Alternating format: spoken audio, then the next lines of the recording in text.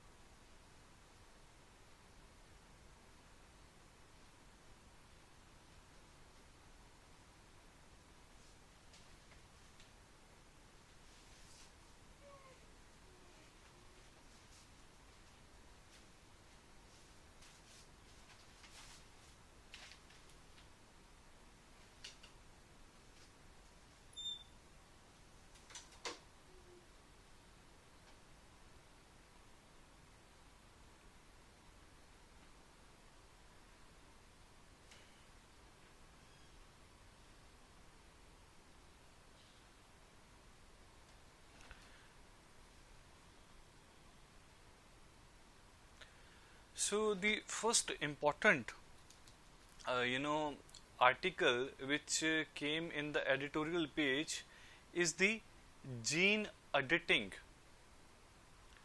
No, and the heading of the article was the gene editing, the good first and then the worries. That what is the benefit of gene editing and what are various concerns regarding the gene editing, okay, especially its ethical concerns. And in this article we will discuss why this CRISPR Cas9 tool was in news. CRISPR, CRISPR, CRISPR Cas9 was in news, and why this topic was also in news in 2018. So it's not a new topic. It was in news in 2018, in 2019, and specifically it was in news for past 9 to 10 days. Okay. So this article came in The Hindu. So here the important thing here, that why the gene editing was in news. You may have saw the sorry. Okay, so you may have seen the articles in the newspaper, in the Indian Express or the Hindu, that the Nobel Prize for the year 2020 in the field of chemistry was awarded to Emmanuelle Carpentier. She is a French microbiologist, and Jennifer A. Doudna, a biochemist from USA. These two ladies were awarded the Nobel Prize for Chemistry 2020, and this prize was announced on 7th of October 2020. ठीक है, 7th of October को ये award है जो Nobel prize for chemistry was announced, और ये किसको मिला है? एमेनुअल एंड जेनिफर को मिला है for their discovery of gene editing tool, gene editing tool, or for the development of a method of gene editing. So these two ladies used CRISPR Cas9 instrument or a tool which can be used for the gene editing. Okay. So this is not a new invention, and in 2012, okay, and this process or this instrument was in news, but they recognized now, because it has a great potential to cure many diseases, ठीक है, in a very effective manner. So ये tool क्या है actual में, इसकी जो full form क्या है? First of all, clustered regularly interspaced short palindromic repeats, ठीक है। तो ये इसकी मतलब क्या है, डेफिनेशन है। एंड जो Cas9 है, Cas9 क्या है? एक प्रोटीन है, क्रिस्पर एसोसिएटेड प्रोटीन 9, ठीक है। सो इसको हम शॉर्ट फॉर्म में क्या बोलते हैं? क्रिस्पर Cas9 इंस्ट्रूमेंट, ठीक है। अभी ये वर्क कैसे करता है? देखो, इसको जो एक्चुअल जो वर्क है ना, वो क्या है? आप सभी ने अपनी जो क्लासेस हैं, बायो की क्लासेस या 9th 10th की जो बायोलॉजी की क्लासेस है, उसमें आपने हो सकता है थोड़ा बहुत डीएनए के रिगार्डिंग कुछ पढ़ा हो, and we will discuss in our lectures, ठीक है, कि डीएनए क्या होता है, आरएनए क्या होता है।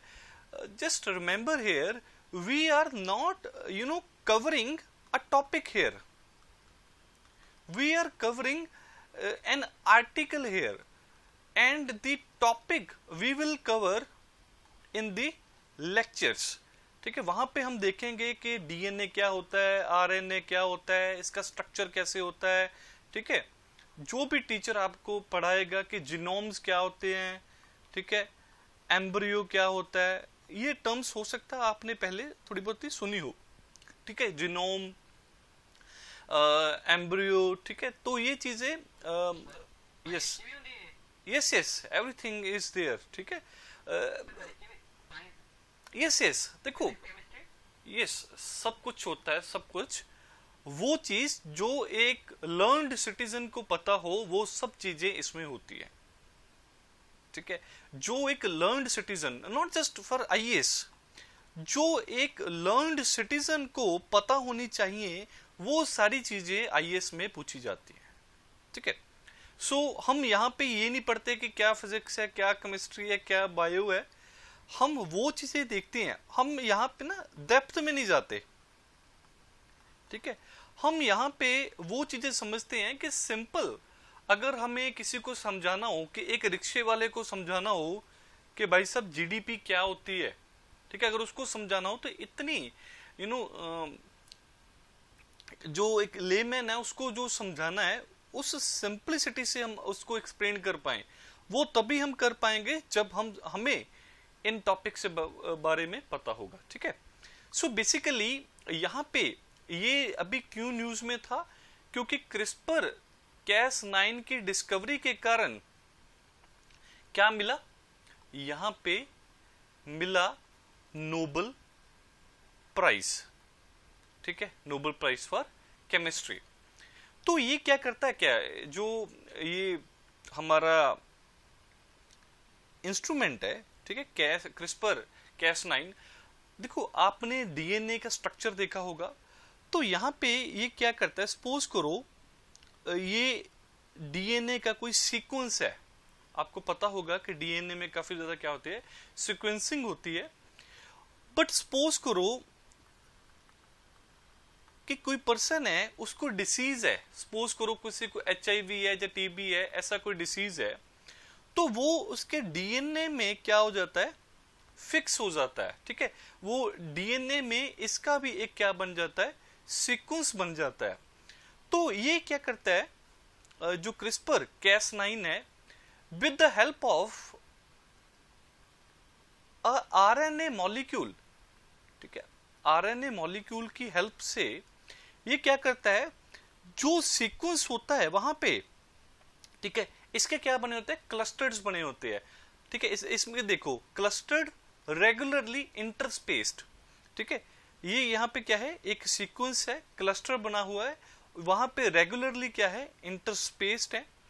जो भी जहां पे भी जो सीक्वेंस खराब होगी, ये उसको क्या कर देगा, कट कर देगा, उसको क्या कर देगा, कट कर देगा, ठीक है। क्रिस्पर जो Cas9 है, ठीक है, ये इस प्रोटीन की हेल्प से, Cas9 और आरएनए मॉलिक्यूल की हेल्प से जो भी खराब सीक्वेंस थी उसको निकाल देगा, और जो हमारा डीएनए है, ठीक है, वो फिर से क्या करेगा, और यहां पे हम क्या कर सकते हैं, कट करके एक नई सीक्वेंस यहां पे क्या कर सकते हैं, प्लेस कर सकते हैं।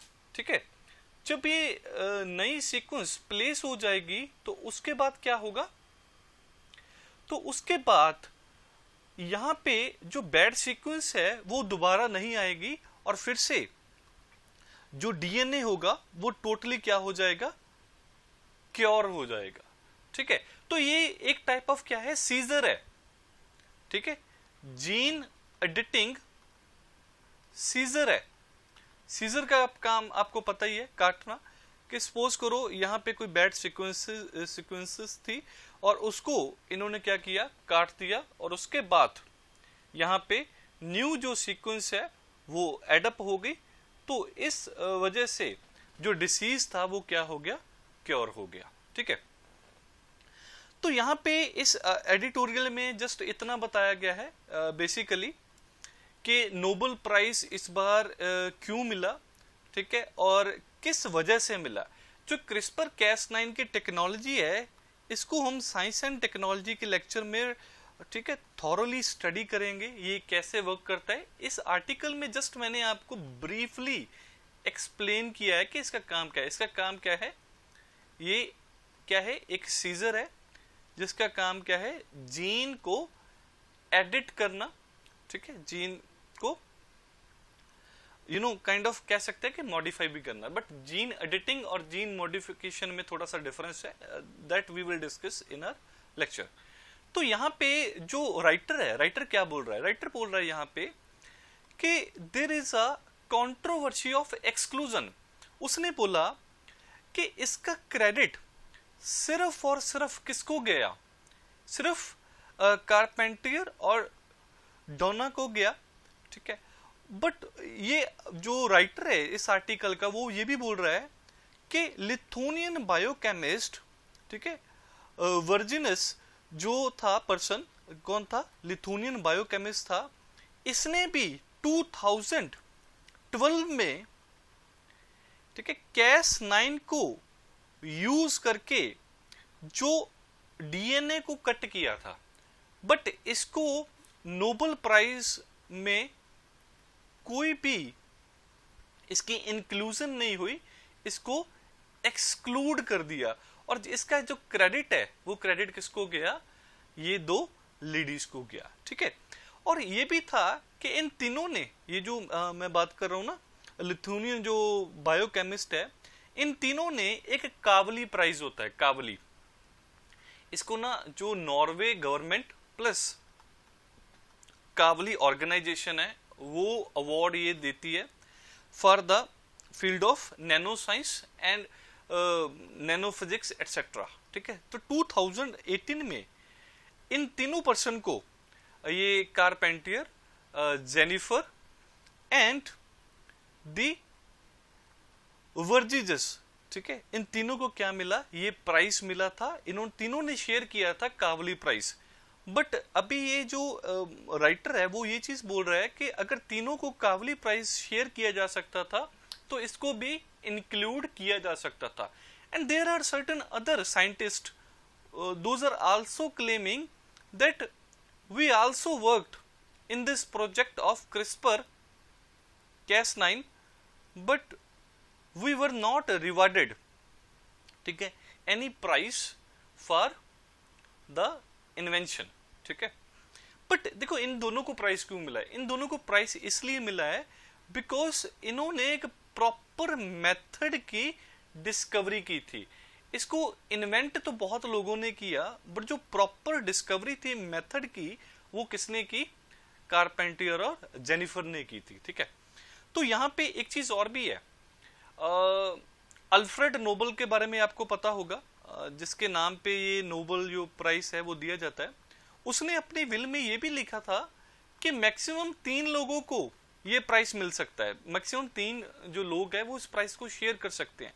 तो यहाँ पे जो नोबल कमेटी है जिसने ये नोबल प्राइज अवार्ड किया है इन दोज जो साइंटिस्ट हैं, तो ये भी हो सकता था, ये किसी तीसरे पर्सन को भी इंक्लूड कर सकते थे। चलो ये हमारा क्या है, मैटर ऑफ कंसर्न नहीं है, ठीक है, कंट्रोवर्सी ऑफ एक्सक्लूजन। तो यहाँ पे एक चीज और क्या इंपॉर्टेंट है, ये 2018 में CRISPR Cas9 was in news. क्यों? क्योंकि एक चाइनीज साइंटिस्ट था, He Jiankui, he edited genes in human embryo. आपको एम्ब्रियो पता है, ठीक है, जैसे आपको पता होगा कि स्पर्म सेल और एग सेल, हाँ क्या होता है एम्ब्रियो?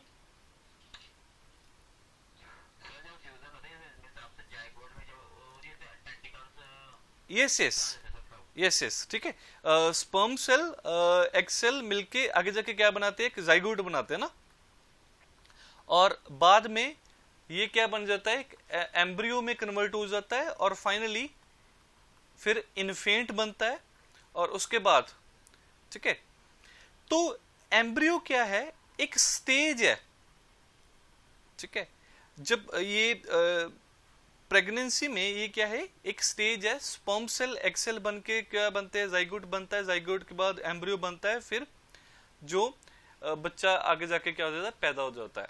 तो इस साइंटिस्ट ने क्या किया, ही जियानकुई ने, इसने ह्यूमन एम्ब्रियो में चेंज कर दिया। कैसे? क्रिस्पर Cas9 को यूज करके, ठीक है। और इसका जो आर्गुमेंट क्या था, इसका आर्गुमेंट ये था कि इसने दो जो एम्ब्रियो, मतलब एक जो एम्ब्रियो था उसमें चेंज इसलिए किया क्योंकि जो उसके पेरेंट्स थे दे वर सफरिंग फ्रॉम HIV, और अगर इसमें एडिटिंग ना होती तो ये जो HIV था ये आगे जाके बच्चों को भी हो सकता था, ठीक है। तो इसने ये चीज मतलब क्लेम की थी, but there was a global outcry. क्यों? क्योंकि दीज जो बच्चियां थी, दो गर्ल्स इसके बाद पैदा हुई थी, these were the first girls whose genes were edited, ठीक है। तो ये कौन थी? फर्स्ट जीन एडिटेड बेबीज थी वर्ल्ड की, ठीक है। फर्स्ट नोन केस था जहां पे किसी ह्यूमन एम्ब्रियो का, देखो एनिमल्स की बात नहीं कर रहा मैं, यहां पे ह्यूमन एम्ब्रियोज की बात कर रहा हूं। ह्यूमन एम्ब्रियो के जीन थे वो, उनको क्या किया गया था, एडिट किया गया था। इसको हम कॉमनली मतलब क्या चीज बोलते हैं, डिजाइनर बेबीज। क्योंकि अगर हम जो डीन में इंटरफेरेंस करके हम क्या कर सकते हैं, किसी बेबी को डिजाइन भी कर सकते हैं। फॉर एग्जांपल सपोज करो किसी को अपने बच्चे की क्या चाहिए, ब्लू आइज चाहिए, ब्लू आइज तेरी, ठीक है, वो हिप्नोटाइज वाला, तो ब्लू आइज चाहिए, ठीक है। तो ये जीन एडिटिंग से वो चीज किया जा सकता है, उसके कलर को चेंज करना है, ठीक है। तो बट ये था, इशू क्या था इसका? इशू ये था भी ठीक है भी उसने अच्छा काम करने की कोशिश की, बट इशू ये था कि that this technology is not foolproof, ठीक है। It may have created a monster also, ठीक है। क्योंकि ये टेक्नोलॉजी की अभी ना तो कोई एज सच इसका SOP, कोई स्टैंडर्ड प्रोसीजर एस्टेब्लिश किया गया है, ना इसके रिगार्डिंग कोई गाइडलाइंस है, ठीक है। रेगुलेशंस भी इतनी ज्यादा नहीं है प्रॉपरली इंटरनेशनली जो एक्सेप्टेबल हो, ठीक है। तो इस वजह से there was a global outcry, and WHO, the world health organisation, इसने क्या किया, दे एस्टेब्लिश्ड अ पैनल, एक पैनल एस्टेब्लिश किया गया ऑफ जीन एडिटिंग एक्सपर्ट्स, ठीक है। इसमें क्या बोला गया कि एक सेंट्रल रजिस्ट्री एस्टेब्लिश करो जिसमें ह्यूमन जीनोम एडिटिंग जो रिसर्च चल रही है उसको सारा रजिस्टर किया जाए, ठीक है। और ये क्या होना चाहिए, ओपन होना चाहिए, ट्रांसपेरेंट होना चाहिए, कि सारे वर्ल्ड को पता हो कि कहां पे जीन एडिटिंग का काम हो रहा है, क्या काम हो रहा है, उसके ऊपर किसकी क्या है अकाउंटेबिलिटी है, किसकी जो सर्वेलेंस है, ये सारा कुछ पता होना चाहिए, प्रॉपर क्या होना चाहिए, ट्रांसपेरेंट होना चाहिए, ठीक है। जो चाइनीज गवर्नमेंट थी उन्होंने इस साइंटिस्ट को इम्प्रिजनमेंट प्रोवाइड कर दी थी, क्योंकि उसने किसी भी तरह की कोई परमिशन उस टाइम नहीं ली थी, ठीक है। और ये मैंने आपको बता दिया कि इसके बाद 2 ट्विल गन्स वर बॉर्न, ठीक है, एंड जो उनको HIV जो वायरस था उसने कॉन्ट्रैक्ट नहीं किया था, ठीक है। But the issue was only the ethical issue, कि इसके रिगार्डिंग कोई भी क्या है गाइडलाइंस जो अवेलेबल नहीं है, इस वजह से उन्होंने ये चीज बोली। सेकंड, इसमें अभी अगर इंडिया का केस देखें कि इंडिया में क्या सिचुएशन अभी चल रही है, तो इंडिया में एज सच जीन एडिटिंग के रिगार्डिंग कोई लॉ अवेलेबल नहीं है, ठीक है, कोई एक्ट इस रिगार्डिंग नहीं बना अभी, स्पेशली जो जीन एडिटिंग टर्म को यूज करता हो। बट स्टिल जो जीन एडिटिंग है इसको इम्प्लिसिटली, ठीक है, अगर हम देखें तो इसको कौन रेगुलेट कर रहा है, इसको रेगुलेट कर रहा है rules for manufacture, use, import, export, storage of hazardous micro organism and genetically engineered, ठीक है, जिनके जीन को क्या किया हो, इंजीनियरिंग उसकी की हो, ठीक है। तो ये क्या है, रूल्स बने हुए हैं 1989 में बने थे under environmental protection act of 1986, ठीक है। जो ये एक्ट है ना, एनवायरमेंट प्रोटेक्शन एक्ट 1986, इसके अंडर 1989 में रूल्स बने for the manufacture, use, import, export and storage of hazardous micro organism और दी जेनेटिकली इंजीनियर्ड ऑर्गेनिजम्स और सेल, ठीक है। तो ये क्या है, ये थोड़ा बहुत रेगुलेट करता है जेनेटिकली मॉडिफाइड ऑर्गेनिजम्स को, ठीक है। बट एक चीज इसमें और भी है, एक और इसके रिगार्डिंग क्या है, गाइडलाइंस किसने इशू की थी, national ethical guidelines for biomedical and health research involving human participants, 2017 में ये गाइडलाइंस बनी, किसने, Indian council of medical research, इसने भी एथिकल गाइडलाइंस इशू की कि जब भी कोई मेडिकल या हेल्थ रिसर्च जिसमें ह्यूमन बींग्स इन्वॉल्व हो तो उसके रिगार्डिंग क्या एथिकल गाइडलाइंस होंगी। प्लस जो biomedical and health research regulation bill है, ठीक है, अभी ये एक्ट नहीं बना, ये क्या है, अभी बिल है। It also implies regulation of gene editing process, ठीक है, जो जीन एडिटिंग प्रोसेस है इसको यहाँ पे ये क्या कर रहे हैं, गाइड कर रहा है, ठीक है। तो एक चीज ये है, बट अभी जो राइटर है इस आर्टिकल का वो ये चीज सजेस्ट कर रहा है बेसिकली कि यहाँ पे जो यूजेस ऑफ लैंग्वेज है, दैट इज मॉडिफिकेशन, डिलीशन और removal of part of heritable material, ठीक है, ये यहाँ पे वो बोल रहा है कि एक्सप्लिसिटली क्यों नहीं मेंशन कर रहे कि जीन एडिटिंग के रिगार्डिंग क्या रूल्स हैं, क्या रेगुलेशंस हैं, वो बोल रहा है कि एक्सप्लिसिटली मेंशन करो, ठीक है, रिटन फॉर्म में बताओ कि इसके रिगार्डिंग क्या रूल्स होगा, ठीक है। तो वो बोल रहा है it is the time that India came up with a specific law to ban germline editing and put out guidelines for conducting gene editing research giving rise to modified organism, क्योंकि उसका मानना ये है कि यस इसके benefits तो बहुत हैं, ठीक है। बेनिफिट्स क्या क्या है कि इससे कोई भी जो डिसीज है उसको क्योर किया जा सकता है, ठीक है। इसके जो काफी सारे जो डिसीजेस हैं, ठीक है, उनमें काफी ज्यादा क्या हो सकती है, जो रिसर्च की जा सकती है, ठीक है, जो जीन एडिट करके। बट इसका क्या है, जो cons are also there, negative impact is also there. इससे क्या हो सकता है कि जो डिजाइनर बेबीज हैं वो बन सकते हैं, ठीक है, या फिर इससे कोई मॉन्स्टर भी क्रिएट हो सकता है, ठीक है, क्योंकि आगे जाके जिसपे ये एडिटिंग हुई है आगे जाके उसको कोई प्रॉब्लम फेस करनी पड़ सकती है, बिकॉज इस पे अभी कोई खास रिसर्च नहीं हुई, क्योंकि 2012 में तो आया एंड विद इन 8 years, ठीक है, कोई मेजर हम नहीं मान सकते कि इसमें कोई मेजर काइंड ऑफ इसमें कोई फूल प्रूफ कोई स्ट्रेटेजी को ढूंढ पाए विद इन 8 years, ठीक है। तो this was article which came in the Hindu, ठीक है। तो यहाँ पे जो द हिंदू में आज कुछ खास जो आर्टिकल्स नहीं आए, ठीक है, बट इंडियन एक्सप्रेस में काफी जो अच्छे जो आर्टिकल्स यहाँ पे आए हैं, ठीक है, वो अभी हम डिस्कस कर लेते हैं जी। हाँ, वॉल्वरिन,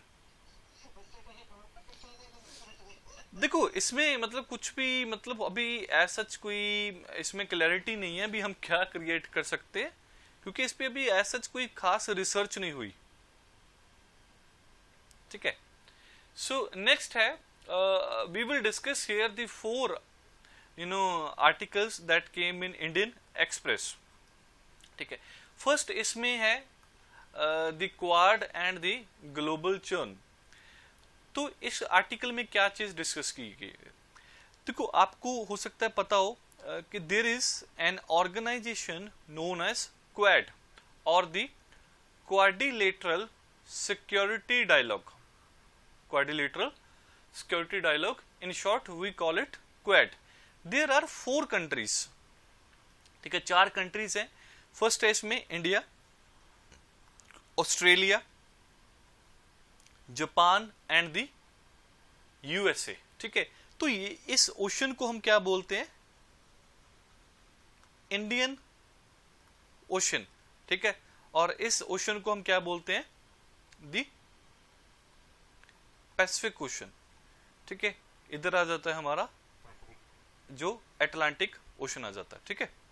तो यहां पे ये वाला जो एरिया है ये भी किसका है, ये यूएसए का एरिया है, ठीक है। यहाँ पे आ गया कनाडा और यहाँ पे आपका आ गया फिर से यूएसए। ये कौन है, ये रशिया है।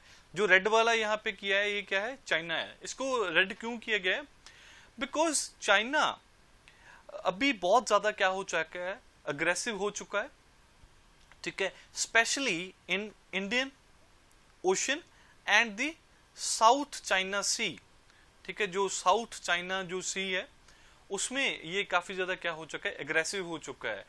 एंड ये साउथ चाइना जो सी है it is creating problems for the Japan, ठीक है, and the other countries, for example south Korea, Philippines, Vietnam, ठीक है, लाओस, ठीक है। तो इन कंट्रीज के लिए ये काफी ज्यादा क्या है, एक थ्रेटनिंग पावर बन रहा है। क्यों, क्योंकि चाइना बहुत सारे ऐसे एक्शंस ले रहा है, for example it is creating artificial islands, ठीक है, आर्टिफिशियल आइलैंड्स क्रिएट कर रहा है, ठीक है। और बहुत सारे जो ऑलरेडी जो नेचुरल आइलैंड्स है उस पे भी ये बोल रहा है कि इस पे मेरा क्या है, क्लेम है। तो बाकी कंट्री के साथ भी इसके बहुत सारे डिस्प्यूट्स चल रहे हैं और इंडिया के साथ तो इसका डिस्प्यूट चल ही रहा है, स्पेशली इन लेह लद्दाख, ठीक है, and in Arunachal Pradesh, and there are so many areas in which, for example, Aksai Chin is one such area where India has a dispute with China, ठीक है। तो यहाँ पे क्वाड में क्या चीज डिस्कस की है इसने, जो राइटर है ये चीज बोल रहा है कि क्वाड है जो एक बहुत बड़ी अपॉर्चुनिटी है फॉर द इंडिया, ठीक है। और यहाँ पे अभी जो बाकी कंट्रीज भी क्या है, एंटर हो चुकी हैं, what we call it as a quad plus. Quad plus में क्या है, 3 कंट्रीज है ऐसी, South Korea, Vietnam and the New Zealand, ठीक है। तो ये 3 कंट्रीज हैं, इनको भी इसका भी क्या किया गया है, एडिशन किया गया है। और इस ऑर्गेनाइजेशन को अभी ये 4+3 की जो ऑर्गेनाइजेशन बनी है इसको हम बोलते हैं क्वाड प्लस, ठीक है, जो ऑर्गेनाइजेशन है। तो यहां पे अभी इशू क्या है, the issue is about Beijing. Beijing आपको पता है ना कि हम किसको रेफर कर रहे हैं, चाइना को यहाँ पे, ठीक है। That Beijing's ambition to exercise regional hegemony. Hegemony समझते हो, सिंपल टर्म्स में आप समझ सकते हो कि कोई पावर हेजीमनिक हम तब बोलते हैं जब वहां पे वो जो एज ए ऑटोक्रेट, ठीक है, जो अपनी मोनोपोली क्रिएट करने की कोशिश करे, ठीक है। तो यहाँ पे जो बाकी की जो कंट्रीज हैं, they are preventing the China from becoming a regional hegemony, ठीक है, and they want to counter the economic order in the favour which is in the favour of China, ठीक है। तो आप सभी को पता है कि चाइना क्या है, एक बहुत बड़ी इकोनॉमिक पावर है, ठीक है। लास्ट 4 डेकेड से ये एक बहुत बड़ी एक इकोनॉमिक पावर बन चुकी है, and the whole world is kind of dependent on China in one or the other way. तो अभी जो इंडिया है ये भी इसको क्या कर रहा है, कन्फ्रंट कर रहा है due to Chinese aggression, specially on frontier, on borders, ठीक है। फॉर एग्जांपल एक्साइचिन हो गया अरुणाचल प्रदेश में, इन लेह लद्दाख, ठीक है। तो यहाँ पे काफी ज्यादा क्या है, चाइनीज जो पावर है, they are very aggressive on our frontiers, and Beijing is growing its strategic influence in the subcontinent। कौन से सबकॉन्टिनेंट की बात कर रहे हैं हम यहाँ पे, Indian subcontinent plus Indian ocean, ठीक है। आपको जब आप इंडिया और चाइना के जब इंटरनेशनल रिलेशन में डिस्कस करेंगे, ठीक है, तो वहां पे आप देखोगे कि देयर आर सर्टेन इश्यूज, ठीक है, with regard to China which India is facing. One is the 9 dash line of China, ठीक है। सेकेंड यहाँ पे हम डिस्कस करेंगे हम्बन टोटा पोर्ट, ठीक है। हम्बन टोटा पोर्ट कहाँ पे, श्रीलंका में, ठीक है। कि चाइना क्या कर रहा है, चाइना इंडिया को, ठीक है, इंडिया को क्या कर रहा है, एक तरह से इसके इर्द गिर्द, ठीक है, क्या कर रहा है, अपने प्लेटफॉर्म क्रिएट कर रहा है, ठीक है, जिसको हम क्या बोलते हैं, 9 डैश लाइन भी बोलते हैं। कि जैसे हम्बन टोटा ये यहाँ पे हो गया, श्रीलंका में हो गया, सिमिलरली म्यांमार के साथ ये टाई अप कर रहा है, ठीक है, बांग्लादेश के साथ ये टाई अप कर रहा है, मालदीव्स के साथ ये टाई अप कर रहा है, ठीक है। तो इस वजह से जो इंडिया है ये काफी ज्यादा क्या है, India is raising concerns regarding China's expensive aggressive policy, ठीक है। तो ये सब चीजें we will discuss, ठीक है, when we will discuss the India China relations। तो एक चीज यहाँ पे, और सबसे बड़ा इसका प्रोजेक्ट क्या है, belt and road initiative, belt and road initiative of China. तो इसमें क्या है, ये जो हमारा एंशियंट सिल्क रूट था, ठीक है, सभी मतलब ऐसा पूरे वर्ल्ड में ये क्या था, फैला हुआ था सिल्क रूट, अभी ये इसको क्या कर रहा है, रिवाइव कर रहा है, ठीक है, through land as well as sea, ठीक है, दोनों तरफ से ये क्या कर रहा है, जो कवर कर रहा है, सारा का सारा इंटीग्रेशन कर रहा है, अपनी इकोनॉमिक पावर और अपनी जो स्ट्रेजिंग इन्फ्लुएंस है इसको बहुत ज्यादा ये क्या कर रहा है, इंक्रीज कर रहा है। सो जो बाकी की कंट्रीज हैं वो बहुत ज्यादा क्या है, वरीड है, and so they are creating their own coalitions, ठीक है, वो अपने एफर्ट्स कर रहे हैं। इसीलिए जो यूएसए, जापान, ऑस्ट्रेलिया और इंडिया, इन्होंने अपना क्या बना लिया, एक क्वाड बना लिया। तो यहाँ पे चाइना अभी क्या बोल रहा है, चाइना बोल रहा है कि ये जो ऑर्गेनाइजेशन बनी है Quad, it is basically form to counter China, ठीक है। वो बोल रहा है कि हमें काउंटर करने के लिए बनाई गई है, आपने ये जो कोalition बनी है, and even Chinese termed Quad organisation as anti China, और Chinese also termed it as mini NATO। NATO आपने हो सकता पता हो, जो नॉर्थ अटलांटिक ट्रीटी ऑर्गेनाइजेशन है, नॉर्थ अटलांटिक ट्रीटी ऑर्गेनाइजेशन, ठीक है। तो ये किसने बनाई थी, इसको भी स्पेशली यूएसए ने बनाया था, ठीक है। तो ये क्या है, नेटो क्या है, ये सारे अलाइज हैं, ठीक है, जो एक दूसरे की जो सिक्योरिटी सॉवरेनिटी को प्रोटेक्ट करते हैं।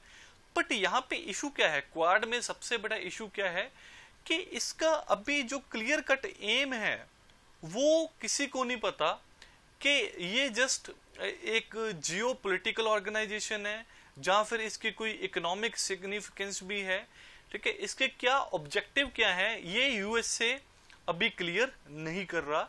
एंड जो India and also the other members they are also very suspicious. और एक सबसे बड़ा इशू यहाँ पे क्या है, आर्टिकल में ये भी लिखा गया है that India is doing economic decoupling from China.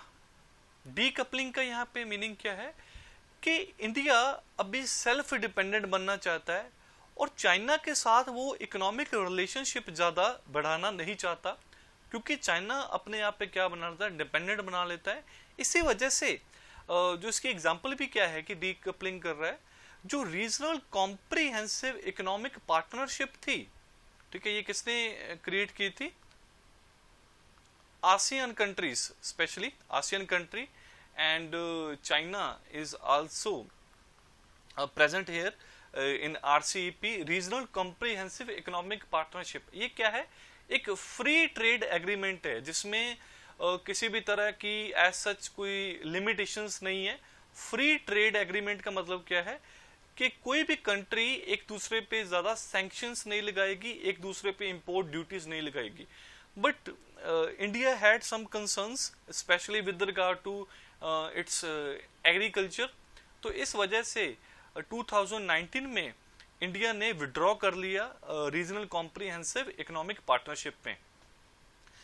Second, India is also opposing belt and road initiative, ठीक है। बेल्ट एंड जो रोड इनिशिएटिव है इसको भी इंडिया क्या कर रहा है, अपोज कर रहा है। और दूसरी चीज क्यों अपोज कर रहा है, इसका मेजर रीजन है चाइना पाकिस्तान इकोनॉमिक कॉरिडोर, ठीक है। चाइना और पाकिस्तान ये क्या बना रहे हैं, एक कॉरिडोर बना रहे हैं, इकोनॉमिक कॉरिडोर बना रहे हैं, which is part of belt and road initiative. But ये जो रास्ता इन्होंने चूज किया है, जो रास्ता लैंड वाला जो रूट है, उसमें इंडिया के बहुत सारे एरियाज आते हैं, specially Pakistan occupied Kashmir PoK, तो पीओके भी यहां पे आता है। तो इंडिया ने बोला कि this land is disputed and you are making China Pakistan economic corridor over there, so we are kind of opposing it vehemently। and the second point of contention was China did not declare any objective of Belt and Road Initiative, so India said we are not supporting Belt and Road Initiative। and in another bid or another attempt, India is making connections with other economic power, other geographical powers, for example USA, Japan, Australia, even के अभी तो जो इस जो quad plus में south Korea, Vietnam और New Zealand भी add हो चुके हैं। अभी सबसे बड़ा चैलेंज क्या फेस करना पड़ेगा इंडिया को विद इन फ्यू मंथ्स। देखो नेक्स्ट मंथ यूएसए में क्या है, इलेक्शन है, प्रेसिडेंशियल जो इलेक्शन है। एक साइड पे अभी कौन है, डोनाल्ड ट्रंप है जो सेकंड टाइम प्रेसिडेंशियल इलेक्शन के लिए खड़ा हो रहा है, और दूसरी जो उसका कैंडिडेट जिसके साथ उसने फाइट करनी है वो है जो बिडेन। तो अभी जो जिसने आर्टिकल जो राइटर है वो ये चीज बोल रहा है that prospects of winning of Joe Biden is very high, ठीक है। The prospects of winning of Joe Biden in presidential election is very high, ठीक है। तो एक चीज ये भी है, जो डोनाल्ड ट्रंप है, डोनाल्ड ट्रंप तो जो इसकी पॉलिसी है largely it is to counter China, ठीक है। बट जो बिडेन है, जो बिडेन की जो पॉलिसीज है it is not to counter China but to become lenient towards China, ठीक है। तो इंडिया को इस वजह से क्या है, थोड़ी सी टेंशन भी है क्योंकि अगर जो बिडेन जीतता है तो आगे जाके हो सकता है कि वो चाइना को सपोर्ट करे या चाइना को सपोर्ट भी ना करे, ठीक है, जो ज्यादा एग्रेसिवली वर्क ना करे चाइना की जो पॉलिसीज है, चाइना के जो एग्रेशन है, ठीक है। देखो यहां पे एक चीज क्या है, जो बिडेन है वो किस पॉलिसी को फॉलो कर रहा है, वो बोल रहा है कि make more in America and buy more American, वो ये चीज को प्रमोट कर रहा है, ठीक है। और डोनाल्ड ट्रंप की पॉलिसी क्या थी, उसकी पॉलिसी थी अमेरिका फर्स्ट पॉलिसी, कि अमेरिका इज फर्स्ट, ठीक है, इन एवरी इंस्टेंस। तो यहां पे हमें इंडिया को सबसे बड़ा वरी करने की जरूरत ये है कि हो सकता है कि जब जो बिडेन अगर प्रेसिडेंट बन गए तो हो सकता है उसके बाद जो इंडिया और या फिर जो क्वाड का फ्यूचर है, ठीक है, वो काफी ज्यादा क्या हो जाएगा, अनसर्टेन हो जाएगा, ठीक है। अभी चाइना से किस तरह के चैलेंजेस फेस कर रहे हैं हम। फर्स्ट जो चैलेंज है वो है आइडियोलॉजिकल, कि चाइना की जो आइडियोलॉजी है वो टोटली डिफरेंट है, ठीक है। एक कम्युनिस्ट कंट्री है, एक डेमोक्रेटिक कंट्री नहीं है, ठीक है। और ये क्या है, बहुत ही एग्रेसिवली अपनी एक्सपेंशन कर रहे हैं। They are using every mean, even if it is unethical, they are resorting to any means to fulfill their own outcomes, to fulfill their own desires.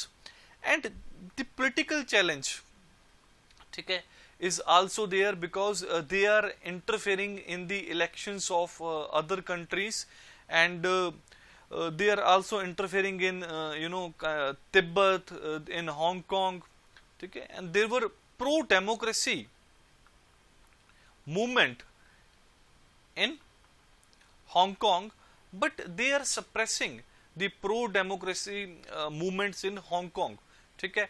and they are promoting the one China principle, one China principle को ये क्या कर रहे हैं, promote कर रहे हैं। आपको पता होगा वन चाइना प्रिंसिपल क्या है, ये बोल रहे हैं कि हांगकांग, तिब्बत, ये सारे किसके पार्ट हैं, ठीक है, चाइना के हैं, वन चाइना, ठीक है।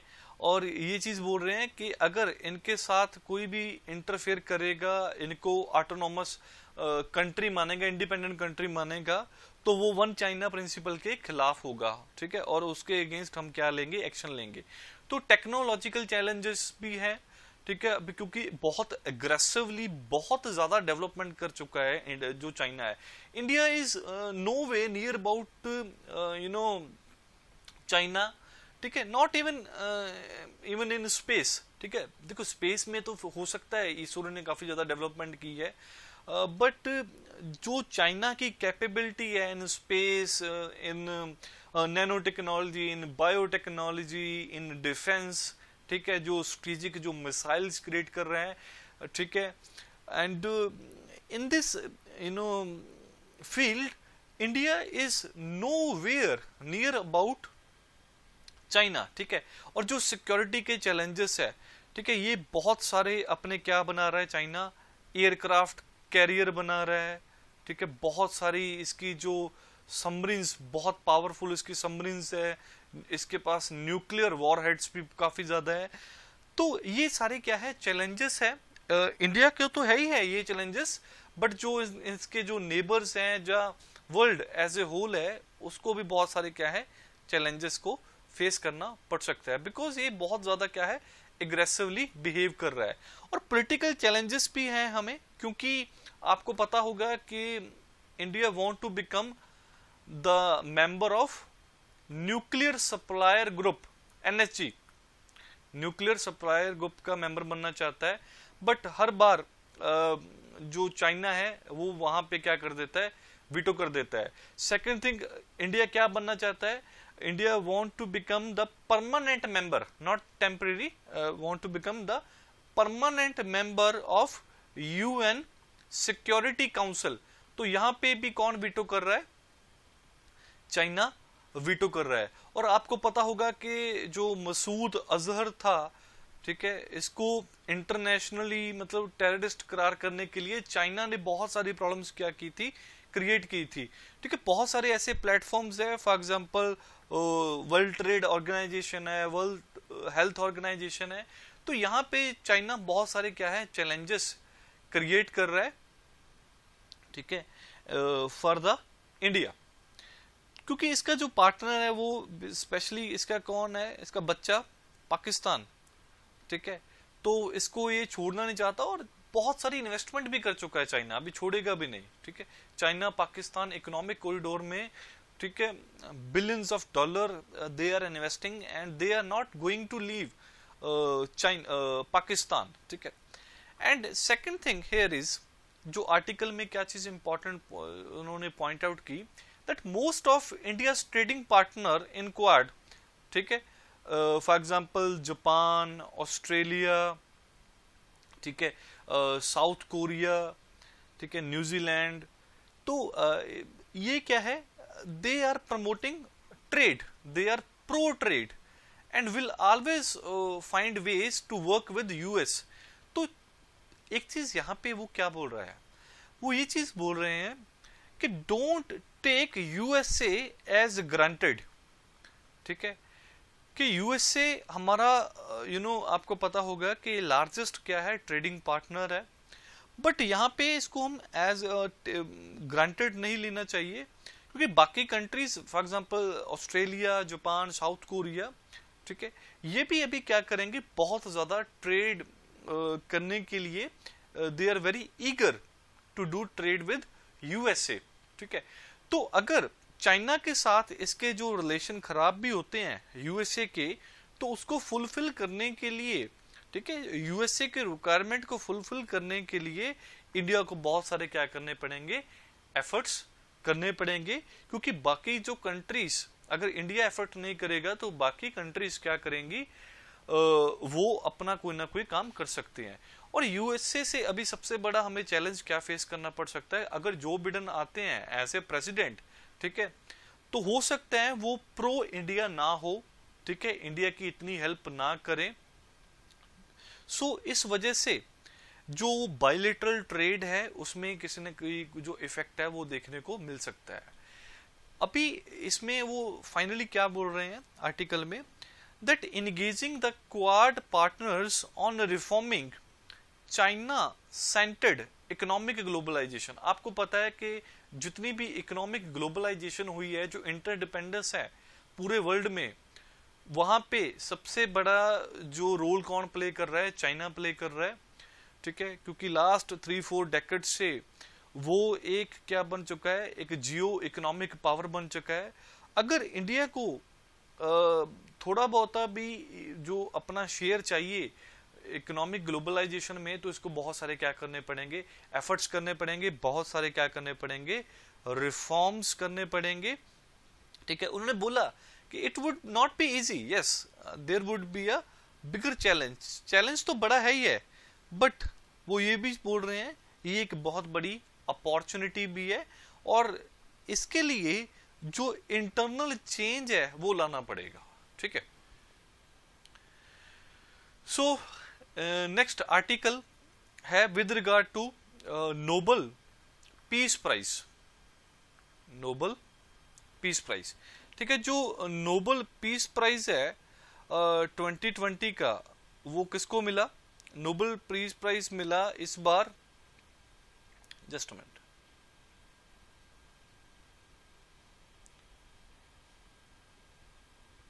ठीक है, जो नोबल पीस प्राइज है 2020 के लिए वो मिला वर्ल्ड फूड प्रोग्राम है उनको, ये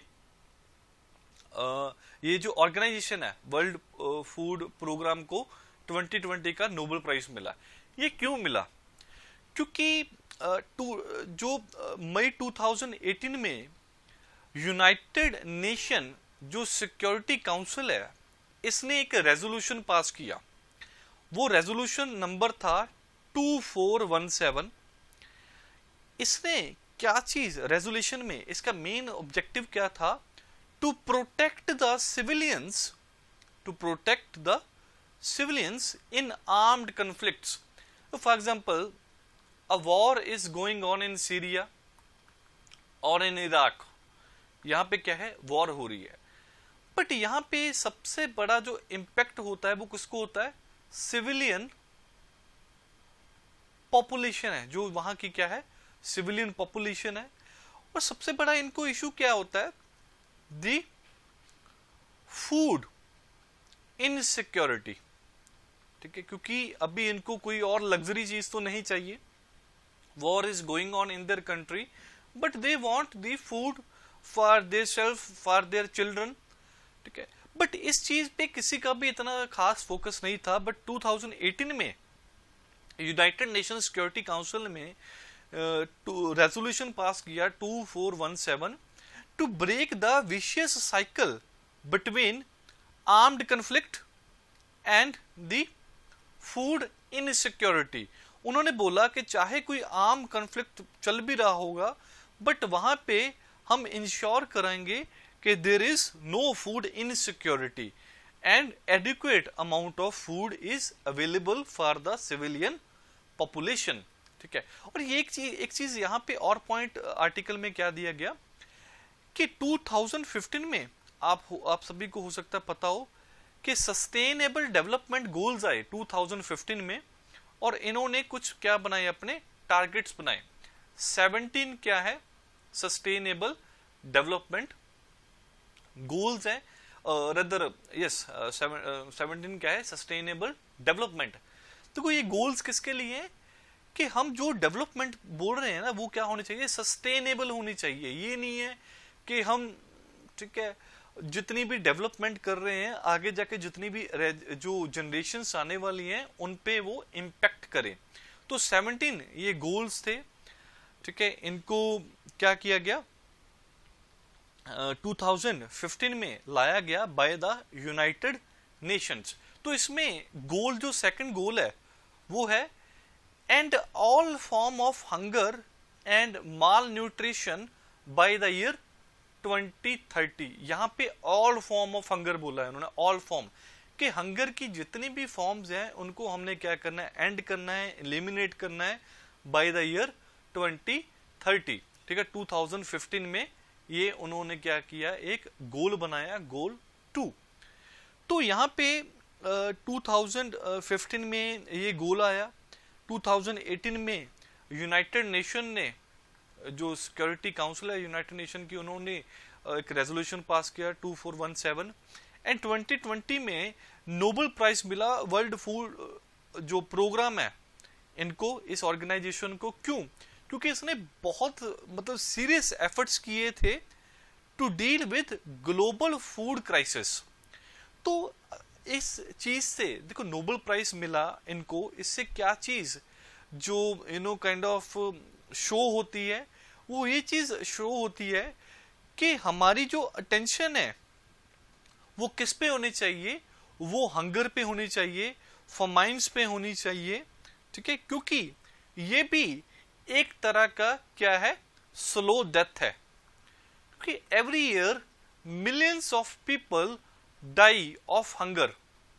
इस आर्टिकल में बोला गया, yes we are focusing to ban nuclear weapons, we are focusing to restrict arm production, arms trade, ठीक है। तो इस पे तो हम फोकस कर रहे हैं कि न्यूक्लियर वेपन्स ना हो, कम से कम आर्म्स के प्रोडक्शन हो, आर्म्स ट्रेड कम हो। बट वो ये चीज बोल रहे हैं कि यहाँ पे हमारा जो फोकस, जो वॉर ऑलरेडी हो चुकी है उसके बाद के कॉन्सिक्वेंसेस पे कौन फोकस करेगा। फॉर एग्जांपल सीरिया में वॉर हुई, बहुत सारी जो फोटोज थी वहां पे वायरल भी हुई, ठीक है।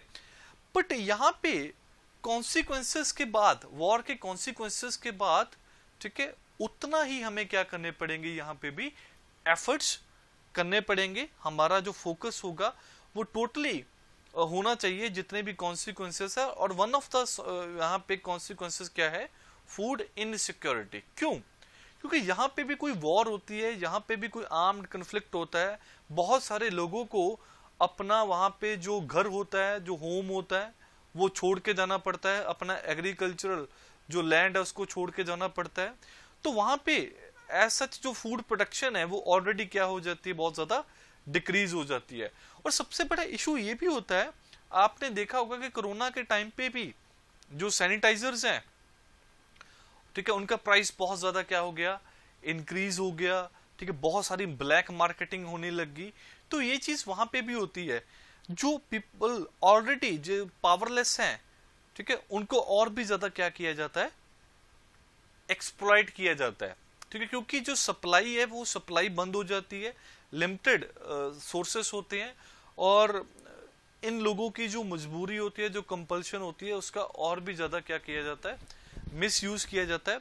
और इस आर्टिकल में ये चीज भी लिखी गई कि ऑलमोस्ट 80%, ठीक है, of all the chronic mall nourished, chronic समझते हो, क्रोनिक वो स्टेज है जिस स्टेज में जो माल नरिशमेंट है वो बहुत ही ज्यादा सीवियर हो, ठीक है, बहुत ही ज्यादा लेवल की माल नरिशमेंट हो बच्चे की।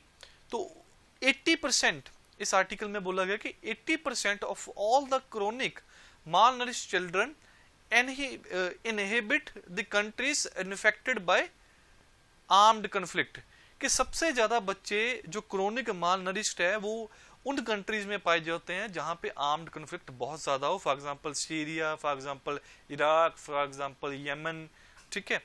तो ये वो जो स्पेशली मिडिल ईस्ट या अरब कंट्रीज हैं, यहाँ पे ये चीज फेस करनी पड़ रही है।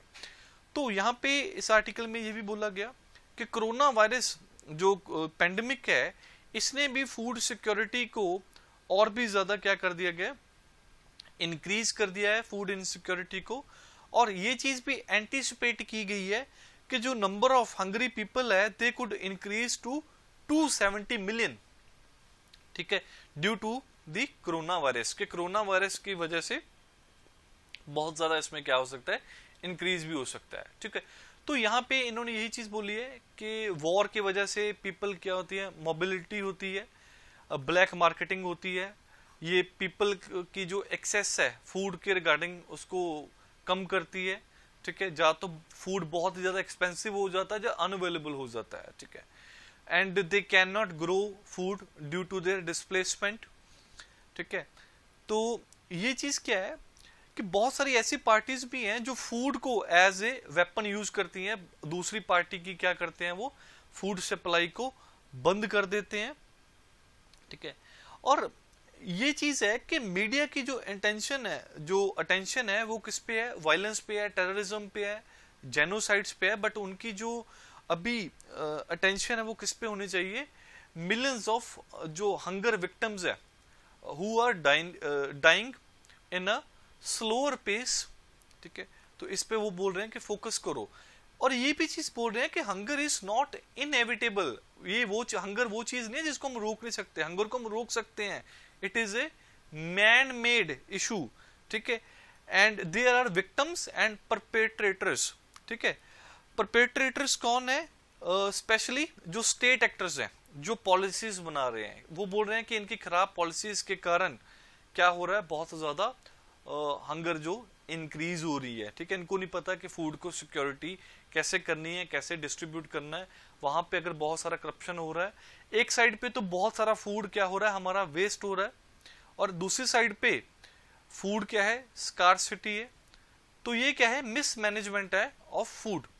और एक चीज यहाँ पे ये भी बोली गई इस आर्टिकल में कि 1947 में भी हमें सबसे बड़ा चैलेंज क्या था कि हमने अपने लोगों को फीड कैसे करना है, ठीक है। वहां तब पॉपुलेशन कितनी थी, अराउंड 300 मिलियन पॉपुलेशन थी, और सिर्फ 10% जो एरिया था हमारा कल्टीवेटेड लैंड था। और इस आर्टिकल में बोल रहे हैं कि अभी तो बहुत ज्यादा क्या हो चुकी है, इंप्रूवमेंट हो चुकी है, कल्टीवेबल जो लैंड है वो भी इंक्रीज हो चुका है, बहुत सारी टेक्नोलॉजी आ गई है, मॉडर्न इंस्ट्रूमेंट्स आ गए हैं। तो आज भी अगर हमें फूड स्कार्सिटी की जो इशू को फेस करना पड़ रहा है, तो ये एक बहुत ही क्या है, मेजर क्या है, हमारे लिए चैलेंज है। तो इसने इस आर्टिकल में ये भी बोला गया कि ग्रीन रेवोल्यूशन ने बहुत ज्यादा हेल्प की इस चीज को, हंगर क्राइसिस को डील करने के लिए, फमाइन को डील करने के लिए। बट ये चीज बोल रहे हैं कि जो स्टेट पॉलिसीज हैं, ठीक है, और जो अकाउंटेबिलिटी है इस डिस्ट्रीब्यूशन के रिगार्डिंग, वो सारी क्या होनी चाहिए, प्रॉपरली डिफाइन होनी चाहिए, ठीक है। और इस वजह से फूड प्रोग्राम, जो वर्ल्ड फूड प्रोग्राम है, इसको क्या मिला, इसको नोबेल प्राइज मिला। तो एक आर्टिकल ये भी आया है न्यूज में, ठीक है। ऑन मंडे जो यूनियन फाइनेंस मिनिस्टर है निर्मला सीतारमन, इन्होंने अनाउंस किया, ठीक, एक पैकेज अनाउंस किया to revive the consumption and investment activity. आप सभी को पता है कि कोरोना जो पेंडेमिक के कारण हमारी जो जीडीपी थी वो माइनस में चली गई थी, -23.9%। तो इसको हैंडल करने के लिए अभी गवर्नमेंट क्या कर रही है, इसको रिवाइव करने के लिए बहुत बड़ा एक पैकेज लाने की कोशिश कर रही है, ठीक है।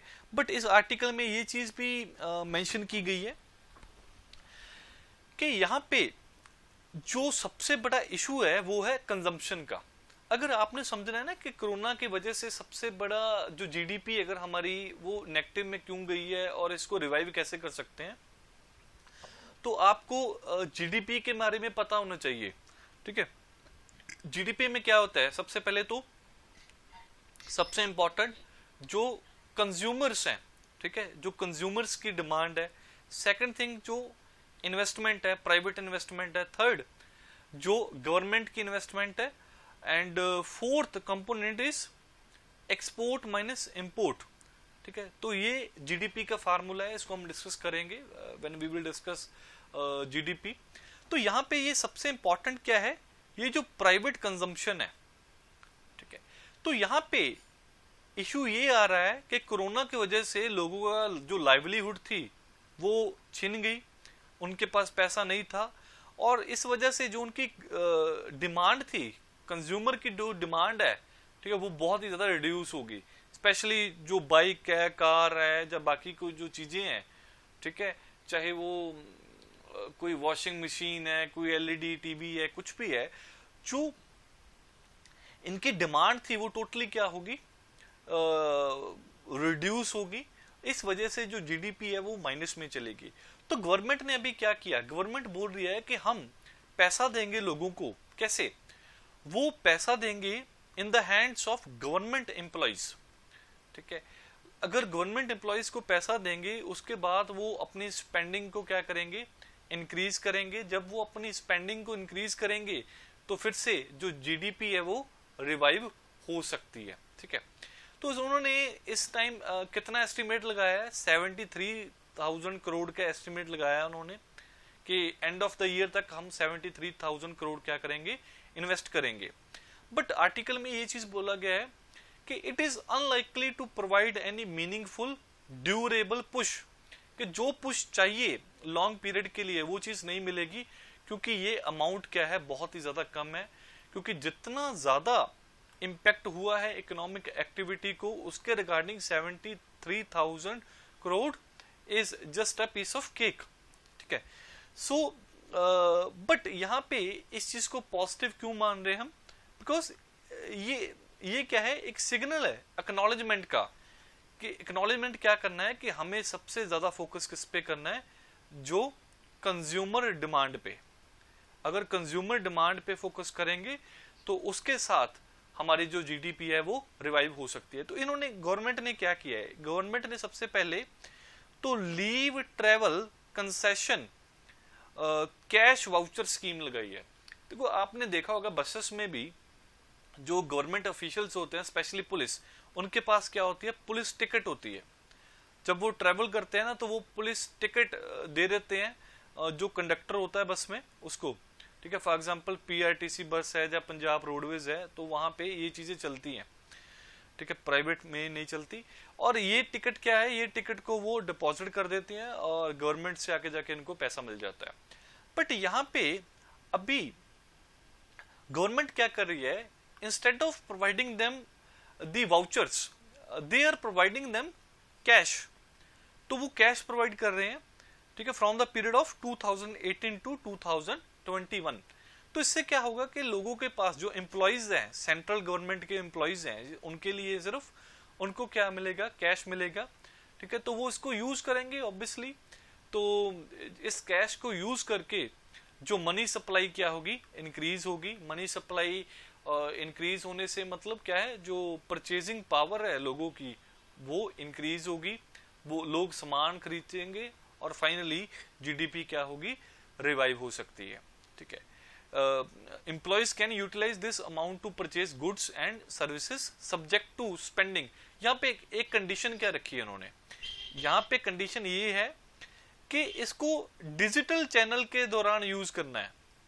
इसको ये जो पैसा मिलेगा ना इनको, जहाँ मतलब किसी वे से भी इनको मिलेगा, ठीक है, ये जो कैश इनको मिलेगा, ये कैश को ये डिजिटल मीडियम मतलब बैंक के थ्रू इनको क्या करनी पड़ेगी, कोई ना कोई ट्रांजैक्शन करनी पड़ेगी, या फिर कोई और मीडियम है डिजिटल मीडियम के दौरान, क्योंकि गवर्नमेंट को पता चल पाएगा कि इन्होंने ये पैसा कहाँ पे यूज किया है और उसके साथ जीडीपी रिवाइव हुई भी है या नहीं भी हुई।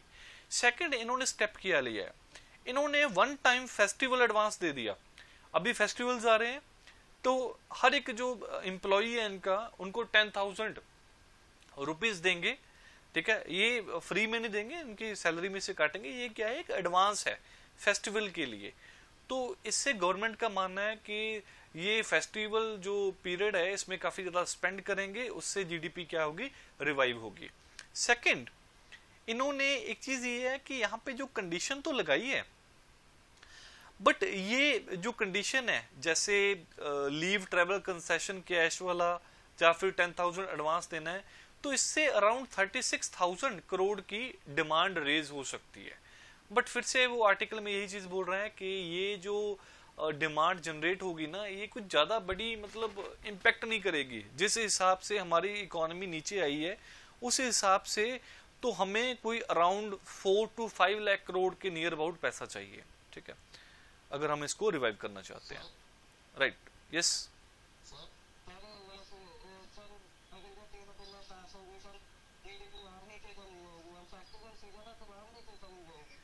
क्या चीज, क्या डाउट क्या है आपका?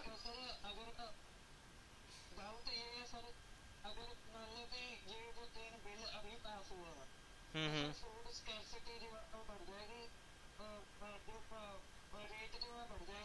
हाँ ये चीज ऑब्वियसली ऑब्वियसली ठीक है, हाँ फूड प्रोडक्शन इससे रिड्यूस हो सकती है। यस यस, ठीक है, हाँ मतलब ये चीज भी है, इसीलिए तो गवर्नमेंट अभी अपने एफर्ट्स कर रही है ना, किसानों के साथ मीटिंग करने की बात कर रही है वो, ठीक है। बट यहाँ पे एक चीज, यहाँ पे जो आर्टिकल है उसने ना 3 इश्यूज भी मेंशन किए हैं। उसने सबसे बोला है कि आपने एक तो रिस्ट्रिक्ट कर दिया, ठीक है, avenues of spending, first of all कि आपको डिजिटल चैनल से ही यूज करना है। तो दूसरा इन्होंने इशू ये भी बोल रहा है कि these measures are fairly limited. Limited क्यों है? क्योंकि देखो सबसे ज्यादा जो डिस्ट्रेस है वो है लेबर मार्केट में। जो रिक्शा वालाज हैं, जो वेंडर्स हैं, शॉपकीपर्स हैं, they were most affected by the कोविड-19 पेंडेमिक, ठीक है, जो इनफॉर्मल सेक्टर है। बट गवर्नमेंट यहाँ पे फोकस कहाँ पे कर रही है? फॉर्मल सेक्टर में, ठीक है। तो फॉर्मल सेक्टर में इतना बड़ा प्रॉब्लम नहीं है, बट ये जो इन्होंने स्टेप्स लिए हैं वो कहाँ पे लिए हैं? फॉर्मल सेक्टर में। तो हमारा सजेशन यहीं पे होगा कि आप जो फॉर्मल सेक्टर में मैक्सिमम क्या करो, अपनी स्पेंडिंग करो। और एक चीज इन्होंने ये भी की है कि स्टेट को कैसे बेनिफिट कर रहे हैं। ये स्टेट को बेनिफिट कर रहे हैं, स्टेट को 50 ईयर के लिए इंटरेस्ट फ्री लोन दे रहे हैं। कितना लोन दे रहे हैं स्टेट्स को? 12,000 करोड़, ठीक है। और यहां पे गवर्नमेंट भी बोल रही है कि हम अपनी स्पेंडिंग है जो कैपिटल एक्सपेंडिचर में, जैसे रोड्स वगैरह बनाएंगे, जो बाकी की कनाल्स हो गया, रिवर्स में, ठीक है, तो ये क्या हो गया? कैपिटल एक्सपेंडिचर हो गया। ये भी हम कितना करेंगे, मतलब इंक्रीज करेंगे बाय 25,000 करोड़। बट स्टिल ये कितना बन गया? 37,000 करोड़ ये बन गया। और अराउंड 36,000 करोड़ आपको मैंने पहले बताया था। तो इस वजह से 36 और 37 मैंने आपको बताया कि गवर्नमेंट का प्लान था 73,000 करोड़ को इन्वेस्ट करना है, ठीक है। तो इस वजह से, इस वे से 73,000 करोड़ को ये क्या करेंगे? इन्वेस्ट करेंगे, ठीक है। बट अभी यहाँ पे इशू क्या आ रहा है? इशू ये आ रहा है कि जो टोटल कैपिटल आउटले था स्टेट्स का वो कितना था? 5.81 लाख करोड़, ठीक है। जो बजट एस्टिमेट था उसके रिगार्डिंग इनका इतना, मतलब इनको जो कैपिटल इनको स्पेंड करनी थी 5.81 लाख करोड़, बट अभी यहाँ पे इनको जस्ट कितना मिल रहा है, 12,000 करोड़, ठीक है, जो इंटरेस्ट फ्री लोन है। तो इस वजह से ये बोल रहे हैं कि ये इससे कुछ भी मतलब ऐसा इम्पैक्ट नहीं होगा इससे। तो ये सिर्फ अपने जो पुराने बिल्स हैं हो सकता है उनको चुका पाए, स्टेट्स हैं जो। सेकंड यहाँ पे पॉइंट ये भी है कि गवर्नमेंट बोल रही है कि हम 25,000 करोड़ को स्पेंड करेंगे और कैपिटल जो एक्सपेंडिचर में। पहले 5 महीनों में इन्होंने ज्यादा कोई इन्वेस्टमेंट नहीं की, ठीक है, और आगे जाके जो एडिशनल जो एलोकेशन है वो कैसे करेंगे, इट इज स्टिल डिबेटेबल, ठीक है, कि इतने जल्दी ये इतना ज्यादा जो स्पेंड वो कैसे करेंगे। एक चीज ये भी है यहाँ पे कि गवर्नमेंट की, देखो ये तो पता चल गया भी, इंटेंट तो पता चल गया भी, ठीक है भी, ये हाउस होल्ड कंजम्पशन को इंक्रीज करना चाहते हैं, पब्लिक इन्वेस्टमेंट को भी क्या करना चाहते हैं, इंक्रीज करना चाहते हैं।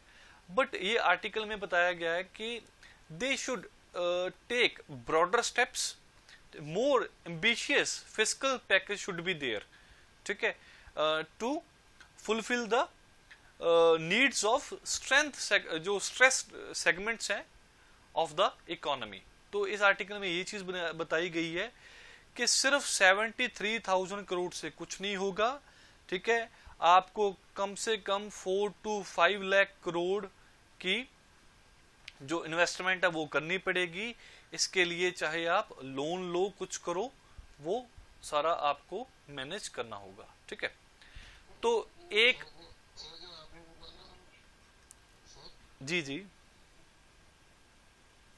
आपने कहा कि गवर्नमेंट एम्प्लॉयज को 10,000 रुपये देगी एडवांस में, नहीं वो खर्चा करेगी।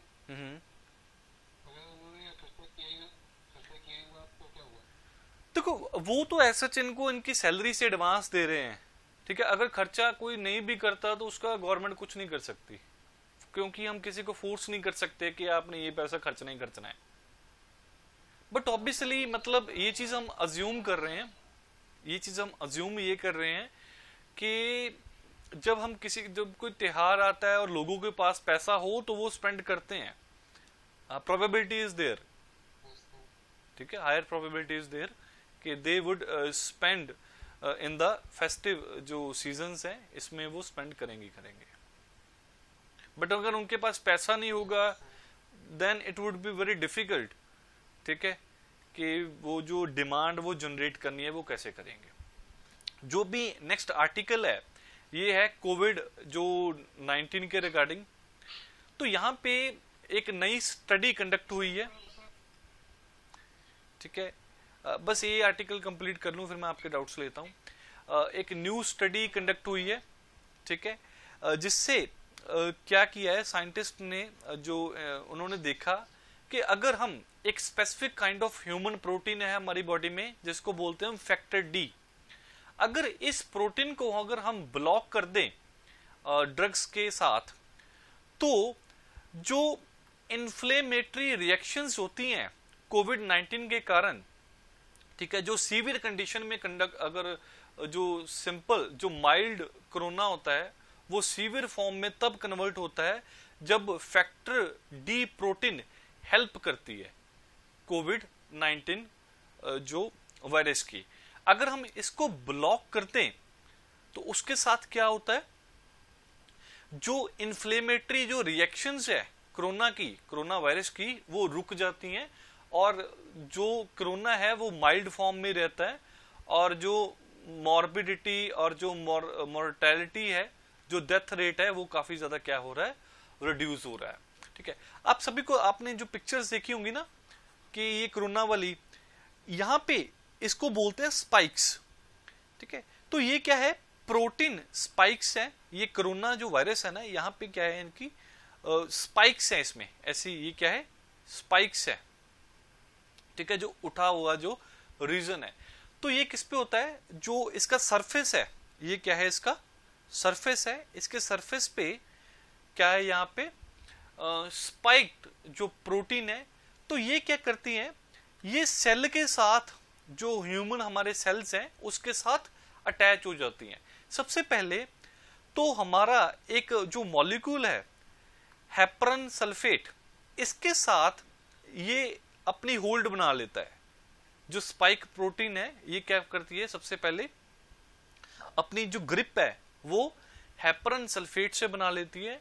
उसके बाद जो ह्यूमन प्रोटीन है ACE2 के साथ ये अपना बॉन्ड बना लेती है। जो कोरोना जो वायरस है ये बॉन्ड बना लेता है। उसके बाद जो हमारा बॉडी है वो आइडेंटिफाई नहीं कर पाती कि ये एंटीजन है या हमारी जो ACE2 प्रोटीन है, ठीक है। तो इस वजह से जब वो आइडेंटिफाई नहीं कर पाती तो इसको अटैक नहीं कर पाती कोरोना को।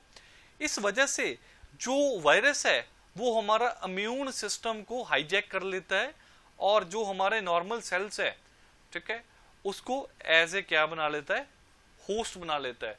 और इस सेल से फिर वो दूसरे सेल को इंपेक्ट करता है, तीसरे सेल को इंपेक्ट करता है। इससे जो चेन रिएक्शन है, इन्फ्लेमेटरी जो रिएक्शन है वो होती रहती है। बट अगर हम ये जो फैक्टर डी जो प्रोटीन है, अगर इसको हम क्या करें, ब्लॉक कर दें इस प्रोटीन को, तो ये रिएक्शंस काफी ज्यादा क्या हो जाती है, रुक जाती हैं। तो इस वजह से हम क्या कर सकते हैं, जो इम्पैक्ट है, ठीक है, जो मल्टीप्लिकेशन है कोरोना वायरस की, वो क्या हो जाती है, रिड्यूस हो जाती है।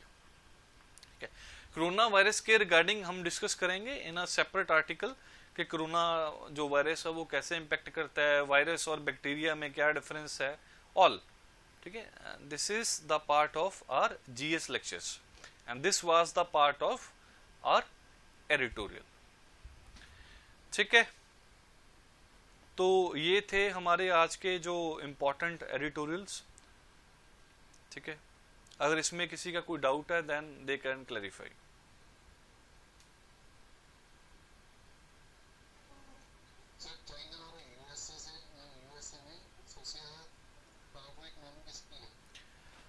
देखो देखो अगर तो देखें, देखो एज सच तो इकोनॉमी तो अभी USA की स्ट्रांग है।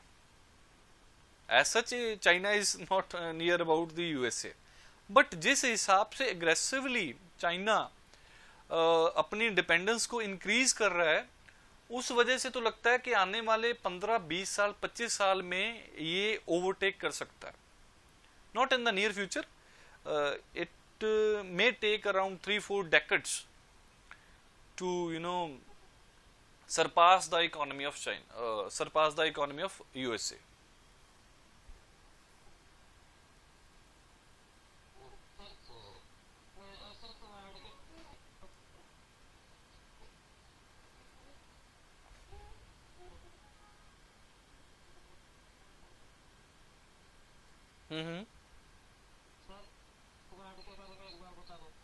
तो क्वाड क्या है, एक ऑर्गेनाइजेशन है, एक ग्रुप है 4 कंट्रीज का। ठीक है, जिसमें क्या है, जापान है, इंडिया है, ऑस्ट्रेलिया और USA है। बट अभी इसके जो ऑब्जेक्टिव्स हैं वो क्लियरली मेंशन नहीं किए गए कि इसका क्या ऑब्जेक्टिव है, कि ये जियोपॉलिटिकल जस्ट ऑर्गेनाइजेशन है या इसकी मतलब जस्ट ये कोई इकोनॉमिक ऑर्गेनाइजेशन है। ठीक है, ये अभी रिसेंटली बनी है और क्वाड प्लस में 3 मेंबर इन्होंने और ऐड किए हैं, south Korea, Vietnam and New Zealand. ठीक है, अभी बट इसके जो ऑब्जेक्टिव्स है वो क्लियर नहीं है। तो India is continuously asking USA to clarify the ultimate objective of Quad or Quad Plus.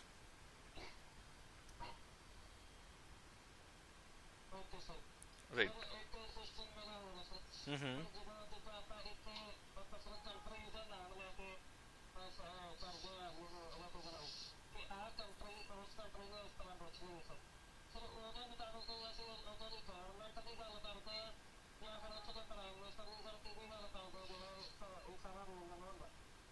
मैं नहीं, मैं ਤੁਹਾਡਾ क्वेश्चन समझ नहीं पाया, दोबारा दसो की क्वेश्चन है ਤੁਹਾਡਾ।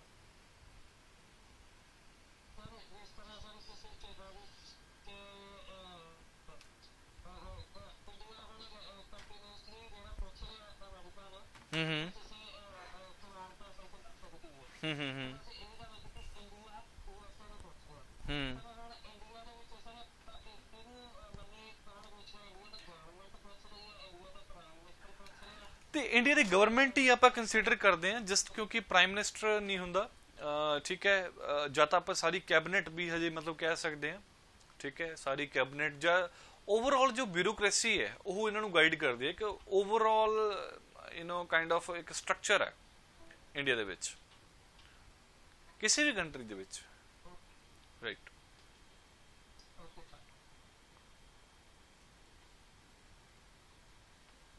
ਹੋਰ ਕਿਸੇ ਦਾ ਕੋਈ ਡਾਊਟ?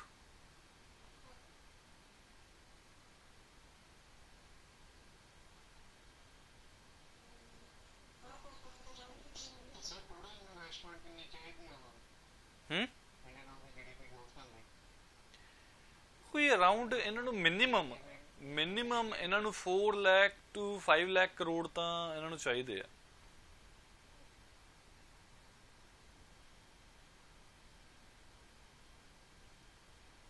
ਪ੍ਰਾਈਵੇਟ ਤੇ ਗਵਰਨਮੈਂਟ ਸੈਕਟਰ ਦੋਨੇ ਅਗਰ ਇਨਵੈਸਟਮੈਂਟ ਕਰਤਾ हाँ मतलब कलेक्टिव ही बोल रहा मैं, कलेक्टिव ही बोल रहा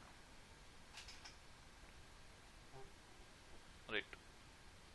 ਅਗਰ ਤਾਂ ਜਿਵੇਂ ਕਿ ਇਹ ਗੱਡੀਆਂ ਮਤਲਬ ਜਿੰਨੇ ਵੀ ਗੱਡੀਆਂ ਹੁੰਦੀਆਂ ਨੇ ਜਾਂ ਕੁਝ ਵੀ ਨੇ, ਅਗਰ ਇਹਨਾਂ ਦਾ ਪ੍ਰਾਈਸ ਘੱਟ ਕਰ ਦੇਣ ਤੇ ਪੈਟਰੋਲ ਦਾ ਪ੍ਰਾਈਸ ਜ਼ਿਆਦਾ ਹਾਈ ਕਰ ਦੇਣ ਫਿਰ देखो वो तो मतलब डिपेंड करूगा ना भी किन्नी ਉਹਦੇ ਨਾਲ ਕੋਈ ਜ਼ਿਆਦਾ ਵੱਡਾ ਇੰਪੈਕਟ ਨਹੀਂ ਪੈਣਾਗਾ।